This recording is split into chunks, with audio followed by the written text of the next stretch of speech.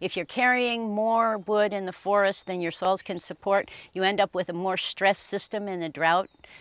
Bugs, disease, pests, the fire follows, and then what you see is a shift in species, and then you start impacting wildlife habitat and every other ecosystem service that comes out of that forest. So we have the opportunity to get in and manage California forests to make a big difference. A forest that once had perhaps 50 to 75 trees per acre now had thousands of trees per acre. I think we've gone through a decade where people are beginning to understand that fire suppression is not the way to manage our forests, but that by thinning forests we can improve the habitat. By removing some of the vegetation, which is now 10 to 20 times thicker than it should be naturally, we actually put less moisture into the atmosphere and allow more water to go into our streams and reservoirs and out to our farms and our cities and out into the ocean where the spawning fish need it as well.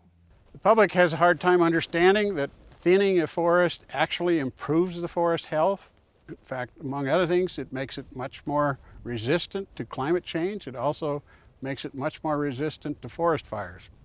Therefore, we have to be concerned about forests because the single largest source of greenhouse gases today is from wildfires and insect infestations putting CO2 into the atmosphere at a rate far in excess of the forest's ability to bring it back. Well, we've studied the data over the last 7 years, and we've found that over 30,000 acres of federal national forest lands are not being replanted. That, if you magnify that forward for 100 years, that's 3 million acres of brush fields that would not be forested and sequestering carbon.